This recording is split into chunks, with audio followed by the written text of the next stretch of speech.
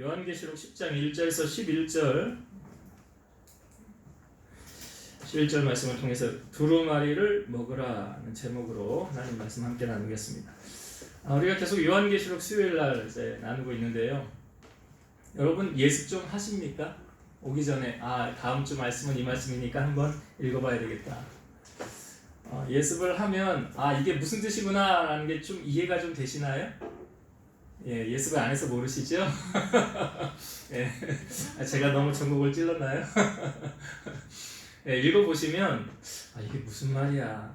이게 무슨 말이야? 도대체 그러니까 성경은 이제 감추어져 있는 진리라고 그래서 성령께서 깨우쳐 주지 아니하시면 알 수 없습니다. 뭐 공부를 많이 한 박사라 할지라도 성경은 성령께서 이제 깨우쳐 주셔야 되고 가르쳐 주셔야 이해가 되고 이 말씀이 또 적용이 되어지는 겁니다. 사실 요한계시록은 이제 일반 교회에서 그렇게 많이 다루지 않아요. 설교로 주제로 뭐 앞부분에 아시아 7교회 정도 이렇게 들춰내서 보여주고 이 중간에 있는 부분들은 사실 잘 들춰내서 나누지 않습니다. 근데 우리가 요한계시록을 알아야 되는 이유는 뭐냐면 말세에 우리가 신앙생활을 바로 알고 해야 되잖아요. 그러니까 미혹되어지지 않고 참된 진리를 바로 알기 위해서 우리가 이 말씀을 해야 되는 거예요. 그래서 우리가 앞부분에도 나누었지만 14만 4천이라는 숫자 안에 들어야 구원받는다. 잘못된 거라는 거 우리가 알잖아요. 말씀 나누고 보면 순교자만 해도 벌써 그만큼 넘습니다. 그러니까 그 뒤에 나오기를 헤아릴 수 없는 수많은 사람들이 하나님 주님을 향하여 찬양하더라는 게 보여지잖아요. 우리가 바로 알아야 하나님의 말씀을 미혹당하지 않고 신앙생활 잘 할 수 있기 때문에 요한계시록 말씀을 우리가 나누는 겁니다. 오늘 우리가 읽은 10장의 말씀은 어떤 삽입절 부분이에요. 우리가 저번 주에 나누었던 말씀 혹시 기억나십니까? 6째 천사가 나팔을 불었잖아요. 이게 한 주 지나면 저도 잘 잃어버리는데요. 여러분이야 저번 주 또 녹화가 잘 안 돼가지고 영상을 못 올렸는데 그래요. 저번 주에 우리가 이제 6째 재앙으로 말미암아 하나님의 심판이 이루어졌는데 그 심판을 속에서 3분의 1이 죽임을 당하고 살아있는 3분의 2가 남았다고 그랬잖아요. 그 남은 자들이 그 재앙을 보면서 어떻게 했습니까? 회개하고 주님 앞에 돌아왔나요? 아니었어요. 그렇죠? 돌아오지 않고 오히려 더 우상을 섬기고 더 악한 일을 하고 그런 일을 행하였더라고 20절, 21절에 보여주고 있죠. 이게 인간의 악함이구나. 그렇게 하나님이 사인을 해도 돌아오지 않는 그 인간의 악함. 그래서 우리가 주일날 말씀에도 나누었을 때 이 므낫세는 처음에 하나님이 놓고 하였을 때 돌아오지 않았죠. 그런데 하나님이 돌아오게 하려고 어떻게 했습니까? 그 아수르에서 사람들이 와서 포로로 잡아가고 어려움을 당하니까 그 고난 가운데서 내가 의지해야 될 대상이 하나님밖에 없구나라는 것을 깨닫게 되었고 그 하나님 앞에 기도하였을 때 그 기도에 하나님이 응답하셔서 다시 왕의 자리에 복직하게 되었더라. 그것을 우리가 주일날 나누었죠. 오늘 이 6째 나팔 재앙 다음에 바로 7째 나팔 재앙이 나와야 순서적으로 맞는 건데 오늘 7째 나팔 재앙은 나중에 이제 15장 15절부터 나옵니다. 그러니까 10장 1절부터 11장 14절까지는 삽입절 구간이에요. 삽입 구간. 그러니까 이 삽입절 구간은 뭐냐면 부가적인 정보를 제공해주는 간막극 같은 거거든요. 7째 나팔이 있기 전에 준비되어지는 과정. 그러니까 이 삽입구를 통해서 우리에게 주고자 하는 메시지는 뭐냐면 이 땅에 고난을 당하는 성도들에게 위로를 주고 결국 하나님께서 승리하실 것이다 라는 것을 미리 깨우쳐 주고 있는 거예요. 그러니까 영화 같은 걸 볼 때도 결론 알고 보면은 재미가 좀 없잖아요. 그렇죠.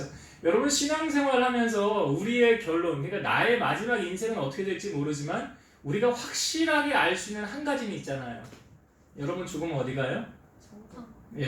그거 확실하잖아요. 그거 한 가지는. 우리 인생이 어떻게 펼쳐질지, 하나님이 어떻게 이끌어 가실지, 내가 어떤 고난을 당할지 또 어떤 영화를 누릴지 그건 모르나 중요한 한 가지는 우리의 나중의 인생에 우리가 지금 예배 전에도 찬양했지만 나팔 불 때 나의 이름 부를 때 그 잔치 우리가 함께 참여한다 찬양했던 것처럼 그러니까 이 삽입구를 통해서 결국 하나님께서 최종 승리하실 것이고 이 땅 위에 있는 성도들에게 위로를 주고자 이 삽입구절을 우리에게 보여준 거예요.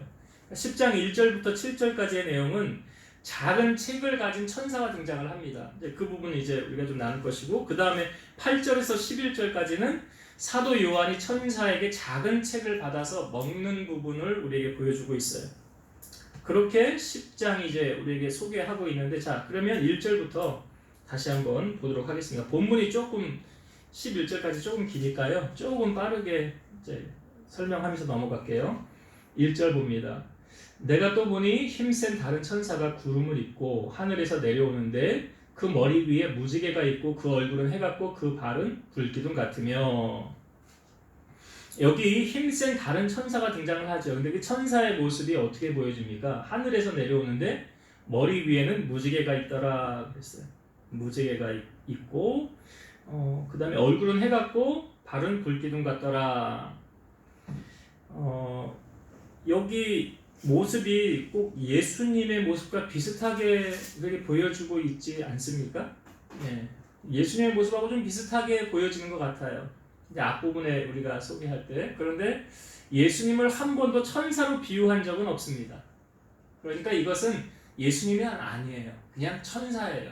천사인데 천사가 구름을 입고 왔다는 것은 위엄과 영광스러운 행차죠. 예. 나중에 주님께서 어떻게 오신대요? 구름 타고 오신다고 그러잖아요. 구름 타고 구름 타고 오시는 그런 모습하고 백마를 타고 오시는 그 모습이 요한계시록에 보여주고 있는데요.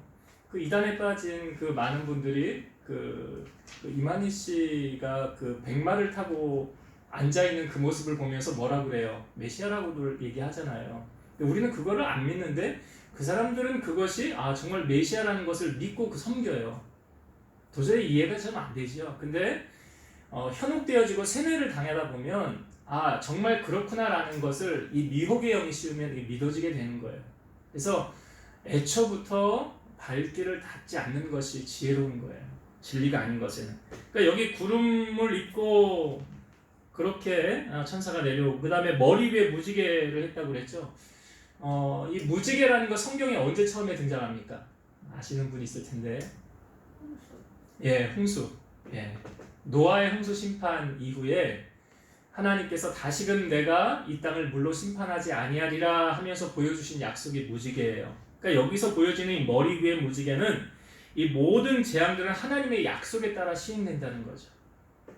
하나님께서 안 돼 하면 안 되는 거고 하나님이 시행해라 그러면 시행하는 거. 이 모든 그 재앙이 하나님의 손에서 되어진다는 것. 그 다음에 그 얼굴이 해 같고 그랬죠.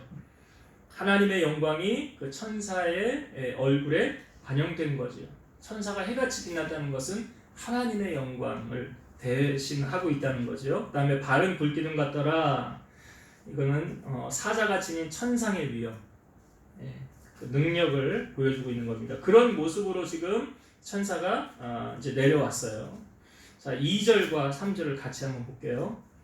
그 손에는 펴 놓인 작은 두루마리를 들고 그 오른발은 바다를 밟고 왼발은 땅을 밟고 사자가 부르짖는 것 같이 큰 소리로 외치니 그가 외칠 때에 7 우레가 그 소리를 내어 말하더라.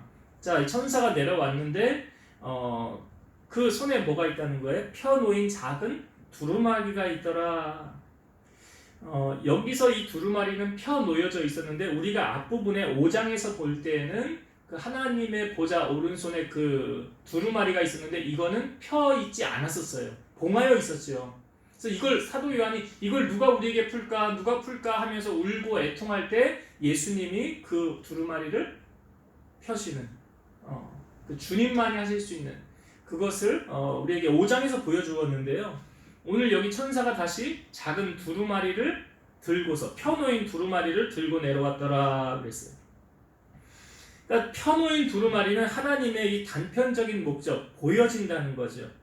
그리고 장차 일어날 하나님의 심판을 담고 있는 아마도 이 11장 이후의 말씀 전체를 가리킨다고 주장을 하고 있습니다. 그렇게 이 천사가 이 두루마리를 가지고 이제 내려온 거예요.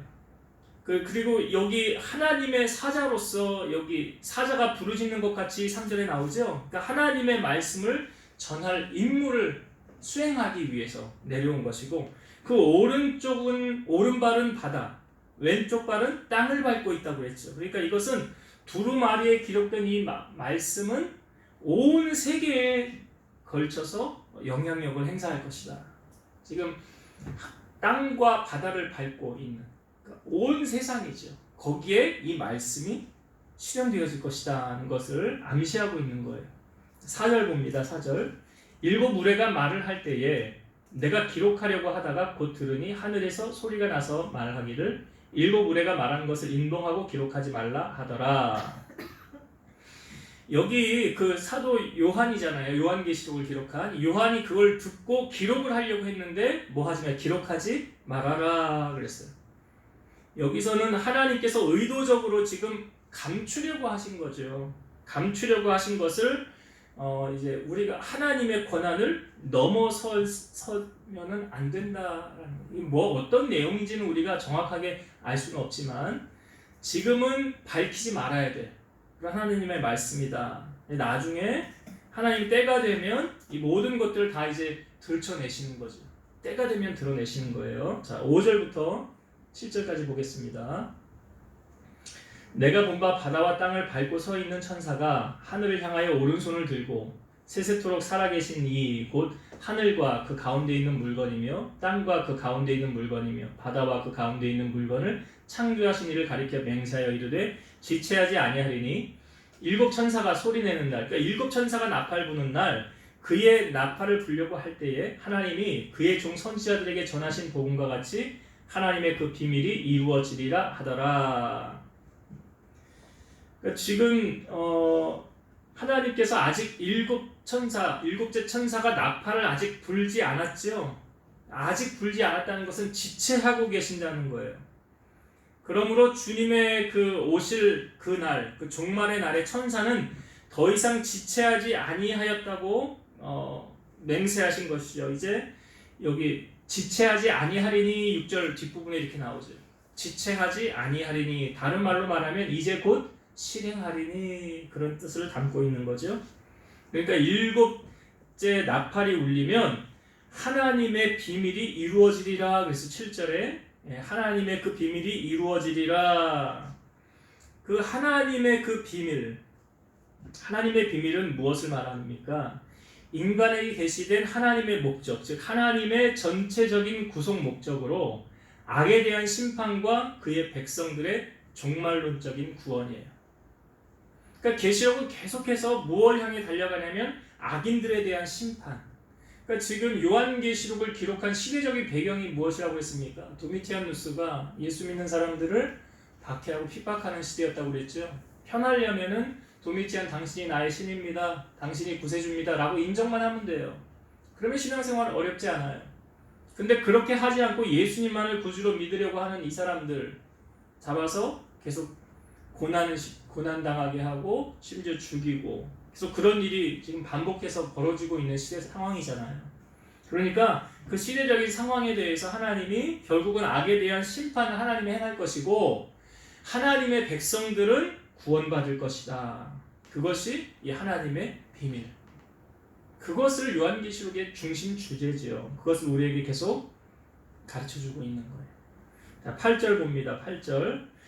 하늘에서 나서 내게 들리던 음성이 또 내게 말하여 이르되 내가 가서 바다와 땅을 밟고 서 있는 천사의 손에 펴놓인 두루마리를 가지라 하기로. 천사가 하늘에서 두루마리, 작은 두루마리를 가지고 있었다고 그랬잖아요. 근데 그것을 사도 요한 네가 가서 천사에게 받아라 라는 거예요.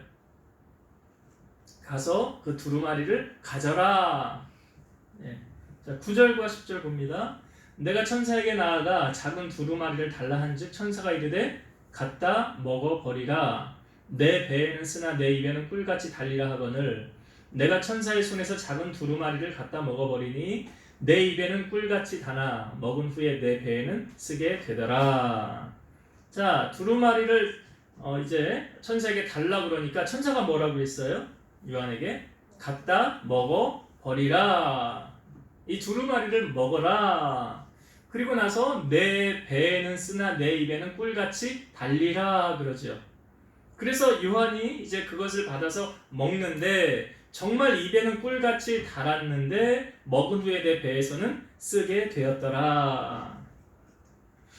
이 두루마리는 뭘 의미합니까? 하나님의 말씀을 의미하는 거예요. 그래서 하나님께서 전하려고 하시는 그 메시지를 받아서 사도 요한이 그 메시지를 이제 단순히 먹는 의미는 뭐냐면 내가 그것을 소화시키는 거죠. 내 것으로 만드는 거예요. 그러니까 우리가 말씀을 들을 때도 이게 다른 사람하고 이게 내 말씀이다라고 받는 게 은혜가 되는 거죠. 하나님이 나에게 하신 말씀이구나라고 받는 거예요. 그게 먹는다는 의미예요. 자, 그것을 이제는 먹고 그 다음에 어떻게 되어집니까? 내 입에는 꿀같이 다나 내 배에서는 쓰게 되었더라. 입에는 달다라는 것은 그 말씀을 이제 기쁨으로 받아들이는 거예요. 또한 내게 주어진 그 말씀 속에 주시는 사명, 기쁨으로 받는 거예요. 이 말씀은 에스겔 선지자나 예레미야 선지자도 동일하게 이런 경험을 했는데요. 에스겔 3장 3절 보면 내게 이르시되 인자야 내가 내게 주는 이 두루마리를 내 배에 넣으며 내 창자에 채우라 하시기에 내가 먹으니 그것이 내 입에서 달기가 꿀 같더라. 똑같은 체험을 했죠. 에스겔 선지자. 예레미야 15장 16절 만군의 하나님 여호와시여 나는 주의 이름으로 일컬음을 받는 자라. 내가 주의 말씀을 얻어 먹었사오니 주의 말씀은 내게 기쁨과 내 마음에 즐거움이오나. 그러니까 이 말씀을 먹는 이 사람 예레미야나 에스겔 다 그 말씀을 먹었을 때 어떤 현상이 왔습니까? 달았더라. 기쁨이 왔더라. 그러니까 요한도 지금 그것을 먹으니까 꿀같이 달더라 그랬어요. 그러나 그 다음에 배에서는 쓰다라는 의미는 무엇을 담고 있을까요? 이 메시지의 본질을 깨달았을 때 그 내용이 주는 슬픔이 그를 쓰게 했다는 거예요. 그 내용이 이제 하나님의 심판과 진노를 담고 있으므로 전파하는 것이 고통스럽고 썼다는 의미를 담고 있어요. 하나님의 말씀은 자비하심, 사랑, 긍휼만 있는 것이 아니라 심판에 관계된 것도 포함되어져 있는 거죠. 그렇기 때문에 복음을 전하는 자들은 하나님의 메시지 이 모든 면에 충실해야 되는 거예요. 그러니까 다 그런 건 아니면 어떤 교회는 이제 소위 두려운 말씀, 무서운 말씀들은 하지 않고 그냥 희망만 주는, 용기만 주는, 좋은 말만 하는 그런 메시지를 전하는 때도 있어요. 그러나 그건 옳지는 않죠. 하나님 우리에게 모든 것을 다 전하라고 했으니까. 그래서 두 가지에 충실해야 된다라는 것을 담고 있고요. 11절 말씀 보면 마지막 절인데 그가 내게 말하기를 내가 많은 백성과 나라와 방언과 임금에게 다시 예언하여야 하리라 하더라. 여기 그 많은 백성, 나라, 방언, 임금에게 뭐 해래요? 다시 예언하여야 하리라. 그러니까 장차 이루어질 사건과 하나님의 종말적인 역사를 구체적으로 보여지는 거죠. 이 대상은 모든 사람을 대상으로 하고 있는 거죠. 천사가 내려왔을 때 오른발을 바다를 밟고 왼발은 땅을 밟고, 그러니까 모든 사람에게 이 메시지가 증거되어진 것처럼 모든 대상을 말하고 있는 것입니다. 이렇게 우리가 11절까지 말씀 보았는데 여기서 두 가지만 우리가 잠깐 생각해보고 말씀을 나누고 마치고자 합니다. 첫 번째는 우리가 7절의 말씀을 제가 다시 한번 볼게요. 7절 일곱째 천사가 소리내는 날 그의 나팔을 불려고 할 때에 하나님이 그의 종 선지자들에게 전하신 복음과 같이 하나님의 그 비밀이 이루어지리라 하더라. 이제 일곱째 천사가 나팔을 부는 게 11장 15절부터 시작이 됩니다. 이게 삽입구절이라고 그랬죠. 그런데 그 나팔을 이제 불기 전에 불려고 할 때라고 나와 있는데 이제 하나님이 그 선지자들에게 전하신 복음과 같이 하나님의 그 비밀이 이루어지리라. 그러니까 하나님께서 심판하실 그 때가 분명히 있다는 거죠. 6절 말씀에도 지체하지 아니하리니 라는 것은 이제 최종 결론이 이를 때가 있다는 거예요. 예수님께서는 양과 염소를 나눌 때가 있다라고 말씀하시고 의인과 악인을 나눌 때가 있다라고 말씀하셨어요. 그러니까 이 최종 심판, 이 끝은 언제입니까? 주님이 재림하시면 끝나는 거죠. 주님이 재림하시면. 주님이 어떻게 오신다고 성경에 알려주고 있습니까? 주의 날이 도적과 같이 올 것이다. 도적은 예고 없이 온다는 거죠. 도적과 같이 올 것인데 사도 요한은 이 요한계시록 마지막 부분에서 주님에게 이렇게 말하잖아요. 아멘 주 예수여 어서 오시옵소서. 빨리 오시옵소서.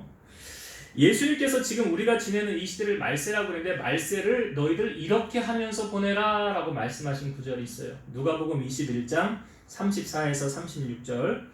너희는 스스로 조심하라. 그렇지 않으면 방탕함과 술취함과 생활의 염려로 마음이 둔하여지고 뜻밖의 그날이, 그날은 주님의 재림의 날을 말하는 거예요. 뜻밖의 그날이 덫과 같이 너희에게 임하리라. 이날은 온 지구상에 거하는 모든 사람에게 임하리라. 이러므로 너희는 장차 올 이 모든 일을 능히 피하고 인자 앞에 서도록 항상 기도하며 깨어 있으라 하시니라. 누가 하신 말씀이에요? 예수님이 어떻게 하래요? 이 말세에 스스로 조심하라 그랬죠? 그렇지 않으면 너희 마음이 둔하여진대요. 그런데 그날이 뜻밖의 그날이 덫과 같이 너희에게 임하리라. 주님이 오신 날 도적같이 온다고 그랬잖아요.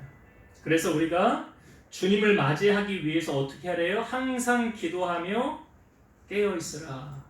인자 앞에 서도록. 그래서 정신을 차리고 우리가 죄악과 더불어 끝까지 싸우는 신앙 정신을 가져야 되는데 성경에 보면 10처녀 중에서 기름 등불을 준비한 5처녀만 신랑을 맞이하지요. 5처녀는 천국 가고 5처녀는 못 가는 거예요. 2사람이 밭을 갈고 있는데 한 사람은 데려감을 당하고 한 사람은 버려둠을 당한다. 2 여자가 맷돌질을 하고 있는데 한 사람은 데려가고 한 사람은 버려둠을 당한다. 마태복음 24장 42절. 그러므로 깨어 있으라. 어느 날에 너희 주가 임할는지 너희가 알지 못함이니라. 그 다음 예수님이 이렇게 말씀하셨어요. 너희도 준비하고 있으라. 생각하지 않을 때에 인자가 오리라. 그러니까 분명히 우리 주님은 사도행전 1장에 제자들이 보는 가운데서 하늘로 승천하셨어요. 그 승천하신 주님이 지금 하나님 보좌 옆에서 모든 것을 다 보고 계시면서 이제 오직 아버지만 아신다고 그랬잖아요. 주님이 다시 오시는 거. 그러니까 하나님이 이제 시간이 됐다, 이제 가라 하면 이제 주님이 구름 타고 오시는 순간 모든 것은 이제 다 끝나는 거죠. 그래서 우리로 하여금 주님이 말씀하시는 거예요. 주님이 언제 구름 타고 오실지 모르나 우리가 뭐 해야 된대요? 주님이 오실 날을 뭐 하고 있어라? 준비하고 있어라. 그럼 준비하고 계세요? 주님 오실 날 맞이할 준비하고 계시냐고요. 그러니까 노아의 홍수처럼 그 시대처럼 주님이 그렇게 임한다고 그러잖아요. 노아 홍수 시대 아시잖아요. 사람들이 노아가 방주 짓는데 쓸데없는 짓 한다고 손가락질 하면서 뭔 큰 배를 그렇게 짓냐고. 그때처럼 그 사람들이 그렇게 노아에게 반응했던 것처럼 주님이 그렇게 오신다. 반드시 오신다. 꼭 오신다. 왜요? 성경의 말씀은 하나도 이루어지지 않은 것이 없으니까. 지금까지 말씀대로 다 이루어지고 있으니까 그 모든 끝, 주님이 오시면 이제 끝나는 거예요. 끝나는 거예요. 그 하나님의 그 비밀이 이루어지는 그 순간. 그래서 우리는 항상 깨어서 주님 맞을 준비를 하고 있어야 된다. 이것을 다시 한번 우리에게 알려주고 있고, 또 한 가지 나누고 싶은 은혜는 이제 요한에게 그 두루마리를 먹어라 그랬잖아요. 먹어라. 그 두루마리는 뭘 의미한다고 그랬어요? 말씀이라고 그랬죠. 여러분, 우리가 하나님의 말씀을 어디서 먹습니까? 교회. 예, 교회. 그 설교를 들을 때 이 말씀을 우리가 이제 설교 듣는 거 하나님의 말씀을 이제 먹는다라는 표현을 우리가 하잖아요. 그러니까 성경을 우리가 읽는 것도 중요한 거예요. 하나님 말씀을 듣는 것도 중요하고 읽는 것도 중요하고 지키는 것도 중요한데 요한계시록 1장 3절에 이 예언의 말씀을 읽는 자와 듣는 자와 그 가운데 기록한 것을 지키는 자는 복이 있나니 때가 가까움이라. 누가 복 있는 자라고 성경은 말합니까? 하나님의 말씀을 읽는 자, 또한 그 말씀을 듣는 자, 또 그 가운데 기록한 것을 지키는 자, 행하는 자가 복이 있다. 여러분, 가장 많이 팔린 베스트셀러, 세계에서 가장 많이 팔린 책 뭔지 아시죠? 성경이죠. 바이블. 성경이 제일 많이 팔렸어요. 근데 세상에서 가장 많이 읽히지 않는 책 성경. 가장 많이 팔렸음에도 가장 읽히지 않는 책이 여러분들은 얼마나 많이 읽으십니까? 성경. 시편 119편 103절 주의 말씀의 맛이 내게 어찌 그리 단지요 내 입의 꿀보다 더 다니이다. 여러분, 아이는 태어났을 때부터 막 밥을 먹지 않아요. 아이가 태어나면 모유를 먹고 젖을 먹고 이유식 이렇게 순서대로 합니다. 이빨이 나면 이제 밥을 먹죠. 우리 똑같습니다. 신앙생활을 할 때 우리도요, 하나님의 말씀을 먹어야 돼요. 그래야 자라요.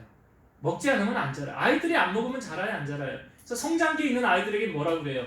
너 잘 먹어야 커, 잘 먹어야 커 하는, 계속 그러잖아요. 잘 먹어야 큰다고. 우리의 신앙은 어떻습니까? 하나님 말씀 먹지 않으면 믿음이 자라야 안 자라요? 결코 자랄 수가 없지요. 로마서 10장 17절 그러므로 믿음은 들음에서 나며 들음은 그리스도의 말씀으로 말미암느냐. 하나님 말씀 안 들으면 믿음 자라야 안 자라요? 그러니까 내 그릇을 키우는 비결은 무엇입니까? 말씀을 듣는 것, 또 말씀을 읽는 것. 그게 선행되어져야 돼요. 그러니까 여러분, 예배의 자리 빠지고서 믿음이 자랄까요? 네, 그게 있을 수 없는 일이에요. 말씀을 듣지 않으면 믿음을 자라지 않아요. 그래서 예배의 자리가 중요한 거예요. 내 믿음이 자라기 위해서. 그러니까 우리가 하나님의 말씀을 먹을 때, 우리 환경자매님이 이번 주일날 예배 마치고 이런 얘기가 이제 예배 시간이 언제 시작했는데 어제 끝났는지 모르겠어요. 시간이 금방 갔어요. 그게 무슨 말인지 아세요? 말씀이 달다는 거예요. 달게 먹었다는 거예요. 그러니까 우리가 하나님의 말씀을 그렇게 자꾸 잘 가까이 하고 듣는 일에, 또 말씀을 읽고 이거에 힘써야 된다는 거예요. 자, 입에는 달았는데 오늘 말씀을 보니까 배에는 쓰더라 그랬죠. 입에는 달았는데 배에는 쓰더라. 왜 그럴까요? 여러분, 우리가 말씀을 들을 때는 기쁨으로 받지만 그 말씀대로 살려고 하면, 순종하려고 하면 쉬워요, 어려워요? 그 산성수훈에 보면 그 예수님께서 마태복음 5장부터 7장 산성수훈이거든요. 이거 여러분 숙제로 제가 내드리려고 그래요. 꼭 이번 주에 5장에서 마태복음 5장에서 7장을 꼭 읽으세요. 거기 말씀에 보면 산성수훈에 있는 말씀, 제가 이 부분 한 두 군데만 내가 여러분들에게 알려드리려고 그래요. 주님이 이런 말씀 하셨어요. 예전에는 악은 악으로, 이는 이로 그렇게 갚으라고 그랬어요. 구약시대. 그런데 신약시대에 예수님이 와서 뭐라고 가르치냐면 오른쪽 뺨을 치거든, 맞췄어요 내가 지금 오른쪽을, 그러면 왼쪽 뺨을 돌려대래요. 내가 오른쪽 맞았으니까 너도 오른쪽 맞아야지가 아니라, 그리고 누가 속옷을 갖고자 하면 겉옷까지도 주래요. 억지로 오리를 가고자 하면 그 사람과 심리를 가래요. 구하는 자에게 꾸며 꾸고자 하는 자에게 거절하지 말라. 원수를 사랑하라. 너희 박해자를 위해서 기도하라 라고 말씀하셨어요. 이 산성수훈의 결론의 말씀이 뭐냐면 이 마태복음 7장 24절에서 27절의 말씀, 이 부분이 산성수훈의 결론 부분이에요. 예수님이 마지막으로 이 말씀을 하셨어요. 여러분 잘 아는 말씀인데 들어보세요. 그러므로 누구든지 나의 이 말을 듣고 행하는 자는 그 집을 반석 위에 지은 지혜로운 사람 같으리니 비가 내리고 창수가 나고 바람이 불어 그 집에 부딪히되 무너지지 아니하나니 이는 주초를 반석 위에 놓은 까닭이요 나의 이 말을 듣고 행하지 아니하는 자는 그 집을 모래 위에 지은 어리석은 사람 같으리니 비가 내리고 창수가 나고 바람이 불어 그 집에 부딪힘에 무너져 그 무너짐이 심하니라. 그러니까 말씀을 듣고 행하는 사람이 뭐예요? 지키는 사람은 집을 어디에 지은 사람이래요? 반석 위에. 이 반석 위에 집을 짓고 그 다음에 주님이 하시는 말씀이 비바람이 불고 홍수가 나고 바람이 불면 이 집이 무너져요? 안 무너져요? 안 무너진다는 것은 그 사람의 신앙이 견고하다는 걸 말하는 거죠. 흔들림이 없다는 걸 말하는 거잖아요. 근데 말씀을 듣기는 들으나 순종하지 않으면 환란이 오고 핍박이 올 때 어떻게? 넘어지는 사람. 이건 네 가지 밭의 비유 가운데 돌짝밭 위에 떨어진 사람, 또 가시덤불 위에 떨어진 사람하고 똑같은 거예요. 돌짝밭 위에 씨앗이 떨어지니까 어떻게 표현합니까? 말씀을 기쁨으로 받으나 뿌리를 내리지 못해서 환란이 올 때 넘어지는 자라. 어려움이 올 때 넘어지는 자라. 왜? 말씀에 뿌리를 내리지 못했기 때문에.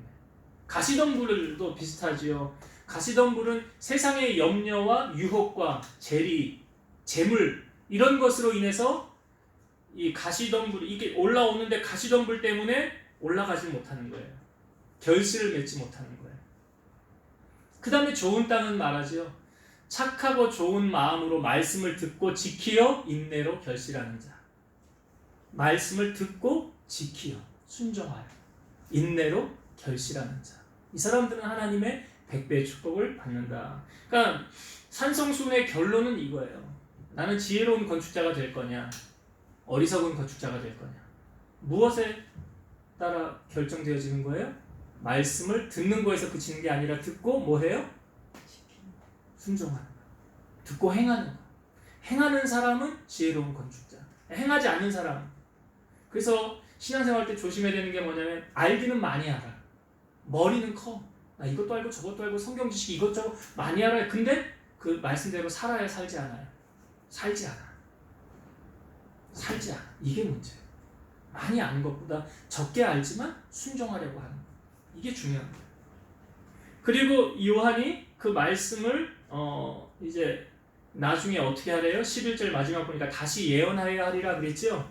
여러분 우리의 사명이 무엇입니까? 우리 모두에게 주어진 주님의 사명이 있어요. 주님이 유언으로 마지막으로 남긴 말씀이 무엇입니까? 사도행전 1장 8절 말씀이죠. 오직 성령이 너희에게 임하시면 너희가 권능을 받고 예루살렘과 온 유대와 사마리아 땅끝까지 이르러 뭐가 돼요? 내 증인이 되죠. 내 증인이라는 게 뭐예요? 예수 그리스도를 증거하는 사람이죠. 그게 주님이 우리를 부르신 마지막 사명이에요. 여러분 이 증인의 삶이 왜 중요합니까? 이 부자와 나사로의 비유를 여러분 아시죠? 이 나사로는 힘들게 살았는데 죽고 나 보니까 아브라함의 품에 들어가 있어요. 주님 품에. 이 부자는 어디 갔어요? 지옥에 갔어요.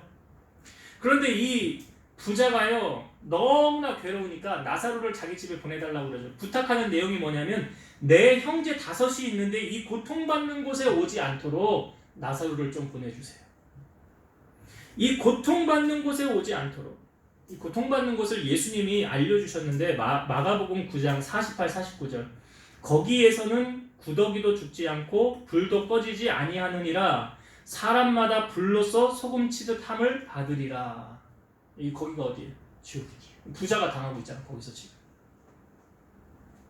사람마다 이 불로써 소금치듯 불이 꺼지지 않는 영원한 고통이 있는 그곳에 자기가 가보니까 너무나 고통스럽다는 거 아니에요. 그러니까 우리 가족들은 여기 좀 오지 않았으면. 하나님이 여러분 먼저 왜 불러주셨습니까? 나만 구원받고 나만 천국 가면 되나요? 아니잖아요. 지금 요한에게 다시 네가 말씀을 먹고 소화한 후에 뭐 하래요? 다시 예언하여야 하리라. 전하여야 하리라. 전하지 않으면 우리에게 화가 임할지도 몰라요. 복음을 그 책임을 묻는 에스겔서 말씀에 보면 책임을 묻는다고 그랬으니까 나는 전하기만 하면 돼요. 그 다음에는 누가 책임지는 거예요? 그 다음은 하나님이 하시는 거지. 구원은 우리가 하는 게 아니라고요. 그냥 이렇게 가서 전하면 되잖아. 너 예수 믿고 같이 천국 가자. 나만 천국 가면 안 되잖니. 너도 같이 가자. 근데 천국 가려면 예수 믿어야 돼. 그 죄사함 받고 예수님 믿고 같이 교회 가서 신앙생활 하자. 이렇게 전하면 되잖아요. 그가 그걸 받고 나서 실행하든지 않든지는 뭐 그거는 이제 내 할 바가 아니니까. 나의 의무는 뭐예요? 전하는 의무, 증인되는 의무. 그것을 여러분이 감당하셔야 된다는 거예요. 자, 이제 말씀을 정리하고 마치겠습니다. 여러분, 오늘 요한계시록 10장을 통해서 이 삽입구절인데, 이 부분을 통해서 이제 하나님의 확실한 그 말씀을 이루시겠다는 뜻을 우리에게 보여주고 있죠. 그래서 오늘 여기 그 선지자들이 전하신 복음과 같이 하나님의 그 비밀이 이루어지리라. 그러니까 하나님의 말씀은 하나도 땅에 떨어지지 않아요. 이 성경 어느 부분에 거짓말이 하나라도 있습니까? 없잖아요. 그래서 하나님의 말씀을 더하거나 빼지 말라, 그럼 저주가 임한다고 그랬어요. 그러니까 이 말씀, 하나님의 말씀은 반드시 이루어져. 그러니까 주님이 내가 다시 구름 타고 올 거야 라고 말씀하셨으니까 우리 다시 오실 주님 어떻게 해요? 늘 깨어서 기대하고 소망하면서 주님 맞을 준비하고 살아가야 된다. 주님 반드시 오신다고 그랬습니다. 그거 한 가지하고 또 하나는 하나님의 말씀을 우리가 먹어야 살아요. 여러분 밥 안 먹고 못 살잖아요. 밥 안 먹고 살아요? 못 살잖아요. 하나님 말씀은요? 안 먹고 살아요? 못 살잖아요. 하나님 말씀 여기 먹어라 그러잖아요. 먹어야 돼. 하나님 말씀 우리가 먹는 게 무엇이에요? 말씀을 듣는 거. 또 여러분 성경책 그냥 잘 모셔놨다가 잘 가져오지 마시고 밥 먹듯이 성경을 보셔야 돼요. 밥 먹듯이 성경을 꼭 보시고 그것이 내 입에는 꿀같이 달더라. 하나님 말씀이 달아요. 달고 그 다음에 내 배에서는 쓰다라는 표현 아시죠? 그 말씀대로 우리가 살아가야 된다. 그래야 지혜로운 건축자가 될 수 있다. 그래야 시련이 오고 환난이 와도 넘어지지 않는다. 그리고 그 받은 은혜, 그 받은 약속을 나만 알고 그냥 끝나는 것이 아니라 뭐 해야 돼요? 다시 예언하여라는 건 뭐예요? 증인된 삶을 살아야 돼요. 여러분들이 가서 내가 받은 은혜, 내가 만난 주님 자꾸 자녀들에게, 친구들에게, 주변 사람들에게 전하는 자. 나는 전할 의무만 하면 돼요. 전하기만 하면 돼요. 그가 주님 앞에 돌아오든지 돌아오지 않든지는 그건 주님이 하시는 몫이고 누군가 전해야 듣잖아요. 우리는 전하는 역할을 해야 된다. 그래서 그 사명 잘 감당하심으로 나중에 주님 앞에 섰을 때 주님께로부터 잘했다 칭찬받는 우리 성도님들 다 되시기를 주의 이름으로 축원드립니다. 기도하시겠습니다. 살아계셔서 역사하신 하나님 감사합니다.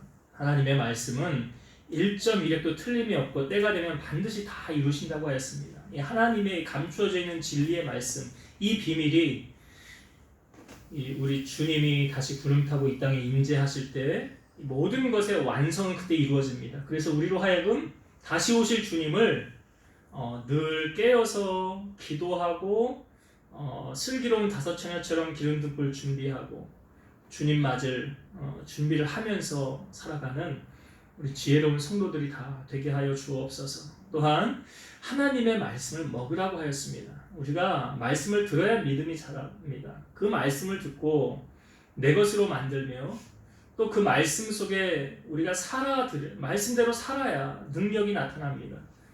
그 말씀대로 순종하며 저희들이 살아가게 하셔서 지혜로운 건축자 되게 하시며 주님 다시 오실 때까지 우리가 마지막 증인으로서의 사명, 우리 주변에 예수 그리스도를 증거하는 복된 소식을 전하는 우리 성도들이 다 되게 하여 주옵소서. 예수님의 이름으로 감사하며 기도드리옵나이다. 아멘.